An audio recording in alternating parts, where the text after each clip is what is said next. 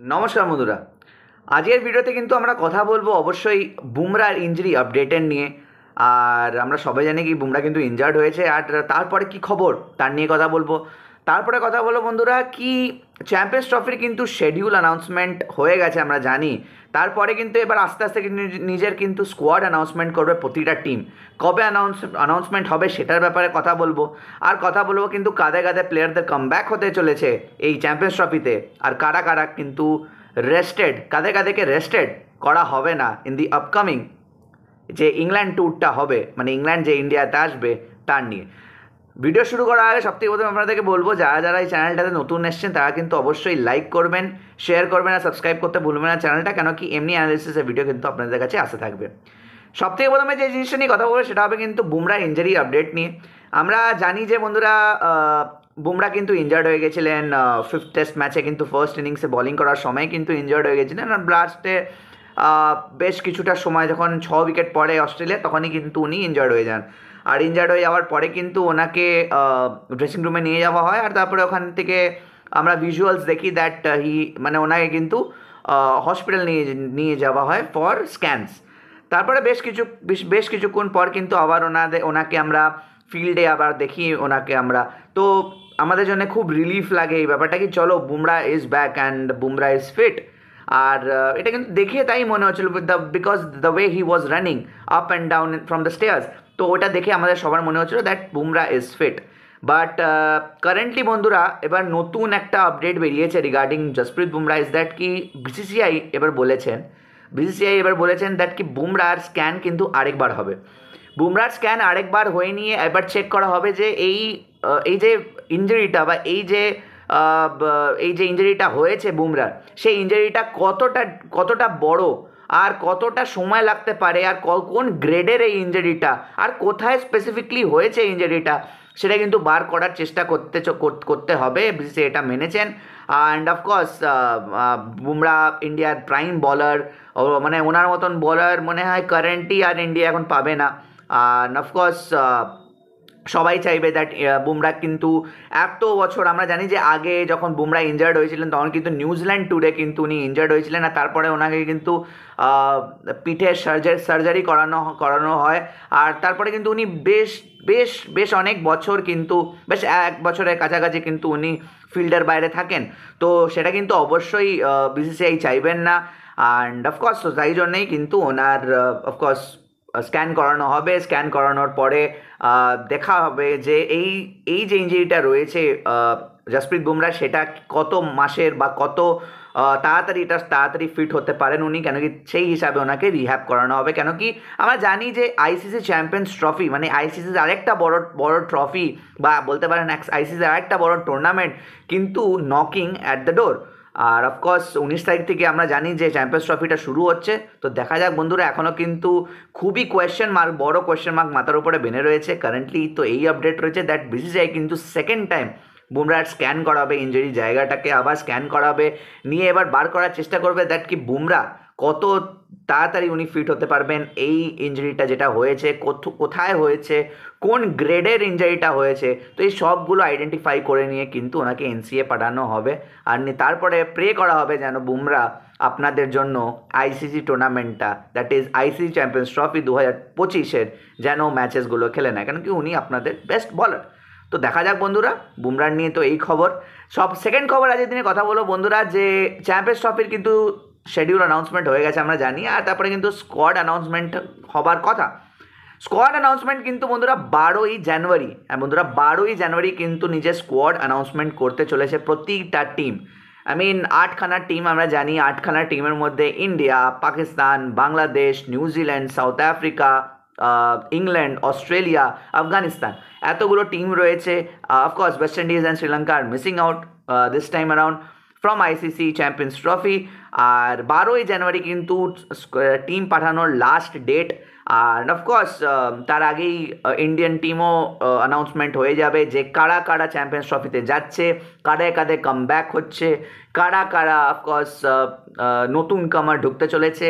And of course champions ট্রফির এই স্কোয়াডটা এটা আমরা দেখবো। তার মধ্যে সবথেকে বড় কোয়েশ্চেন বুমরা বুমরা আমাদের জন্য বোলিং করতে পারবেন কি পারবেন না, তো সেই জন্যই স্ক্যানিংটা কিন্তু খুব ইম্পর্টেন্ট, তাই জন্য কিন্তু বিসিসিআই তাড়াতাড়ি ওনার স্ক্যানটা করাচ্ছেন। তারপরে বন্ধুরা হচ্ছে কাঁধে কাঁধে কামব্যাক হতে পারে। আই মিন কামব্যাকের জন্য কিন্তু অনেক ভাস্ট অপশনস রয়েছে ফর বিসিসিআই। কেন কি আমরা দেখেছি যে এই সৈয়দ মুশতাক আলী ট্রফি, বিজয় হাজারে ট্রফি, এইগুলোতে কিন্তু অফকোর্স রাহানে ভালো খেলেছেন, শ্রেয়াস আইয়ার ভালো খেলেছেন, আরও অনেক কয়েকটা প্লেয়ার ভালো খেলেছে। বাট কামব্যাক কাদের কাদের হবে? কামব্যাক আমার মনে হচ্ছে যে বিসিসিআই কিন্তু রাহানের জন্য যাবেন না। কেন কি রাহানেকে ওর মানে বিসিসিআই এখন দেয়ার মানে ওনাকে এখন ফিট করতে পারছেন না ইন্ডিয়ান স্কোয়াডের মধ্যে। আমি জানি না, আমি টেস্টের কথা আমি বলবো না, টেস্টে হয়তো ওনার কামব্যাক হয়ে যেতে পারে, বাট ওয়ানডেতে এখন রাহানের জায়গা বাঁধছে না টিমের মধ্যে। শ্রেয়াস আইয়ারের কামব্যাক হতে পারে বন্ধুরা। শ্রেয়াস আইয়ার কিন্তু খুবই ভালো খেলেছেন, রিসেন্টলি বিজয় হাজারে ট্রফিতে সেঞ্চুরিও করেছেন, কম বল খেলে অ্যারাউন্ড 40-45 বলসে খেলে নিয়ে কিন্তু উনি সেঞ্চুরি করেছেন। অ্যান্ড উনি কিন্তু আলাদা ব্র্যান্ড অফ ক্রিকেট খেলছেন যবে থেকে ওনাকে টিম থেকে বাদ দেওয়া হয়েছিল তারপরের থেকে।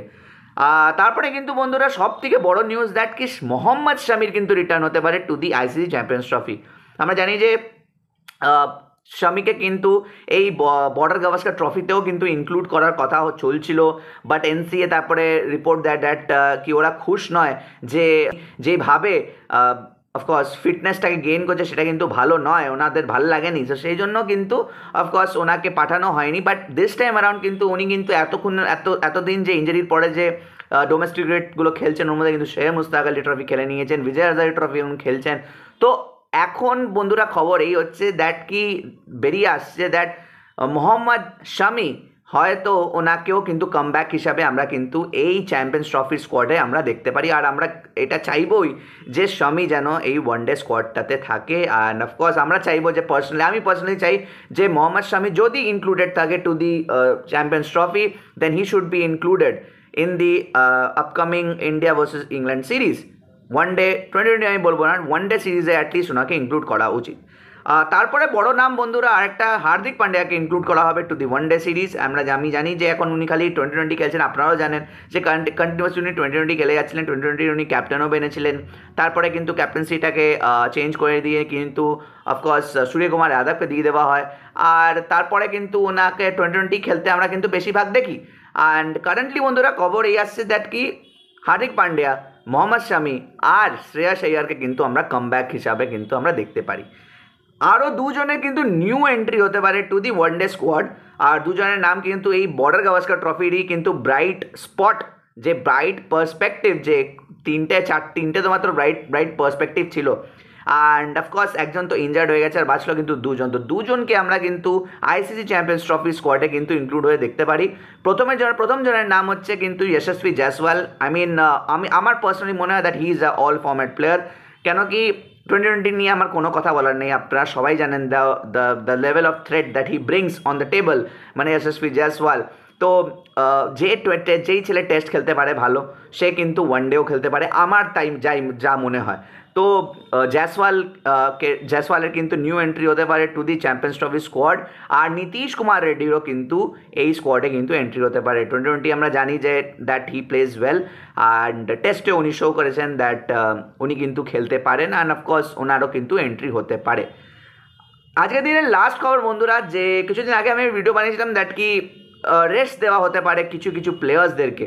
এখন কারেন্টলি খবর বেরিয়ে আসছে বন্ধুরা, এখন খবর বেরিয়ে আসছে দ্যাট কি রোহিত শর্মা অ্যান্ড বিরাট কোহলিকে রেস্ট দেওয়া হবে না ফর দি ইংল্যান্ড সিরিজ। আমি জানি না এটা কতটা মানে পারবে বিসিসিআই করতে, যদি এটা পারে then it will be a bold move from BCCI.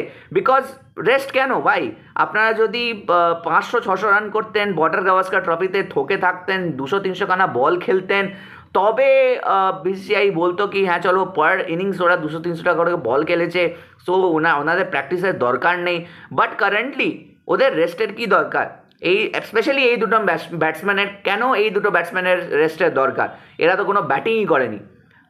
কোহলির 100 and something odd runs in border Gavaskar trophy, Rohit শর্মার 31 রান 31 রান 7টা ইনিংসে 31 রান। তো ওনারা ব্যাটিংই করেনি, ওনারা তো রেস্টই করছিলেন, আসছিলেন, আউট হচ্ছিলেন, চলে যাচ্ছিলেন, আর প্রত্যেকটা পুরো টেস্ট ম্যাচ কিন্তু রেস্ট করছিলেন। আর ওনারা বলিংও করে না, তো রেস্টের কোনো দরকার হয় না, আমি আগেও আপনাদের সঙ্গে বলেছিলাম। বাট এখন কারেন্টলি খবর বেরিয়ে আসছে দ্যাট কি রোহিত শর্মা আর বিরাট কোহলিকে কিন্তু রেস্ট দেওয়া হবে না। বাট সব থেকে ইম্পর্ট্যান্ট জিনিস এটা কিন্তু লুক ফরওয়ার্ড করতে হবে, ক্লোজলি আমাদেরকে মনিটর করতে হবে দ্যাট কি বুমরার ইঞ্জারিটা কত ইম্পর্ট্যান্ট আর বুমরার ইঞ্জারিটা কতটা সিরিয়াস। আর যদি সিরিয়াস থাকে তো কত মাস বুমরা আউট অফ ক্রিকেট থাকবে। তো দেখা যাক বন্ধুরা, it is a concern for us. তো দেখা যাক বন্ধুরা কী হয়। আজকের ভিডিওটা এই পর্যন্তই বন্ধুরা। আপনারা যদি এই ভিডিওটা ভালো লেগে থাকে তো অবশ্যই লাইক করবেন, শেয়ার করবেন আর সাবস্ক্রাইব করতে ভুলবেন না চ্যানেলটা, কেন কি এমনি অ্যানালিসিসের ভিডিও কিন্তু আপনাদের কাছে আসতে থাকবে। আজকের ভিডিওটা এই পর্যন্তই বন্ধুরা, দেখা হচ্ছে আবার অন্য কোনো ভিডিওতে। ততক্ষণের জন্য ভালো থাকবেন, সুস্থ থাকবেন, নমস্কার।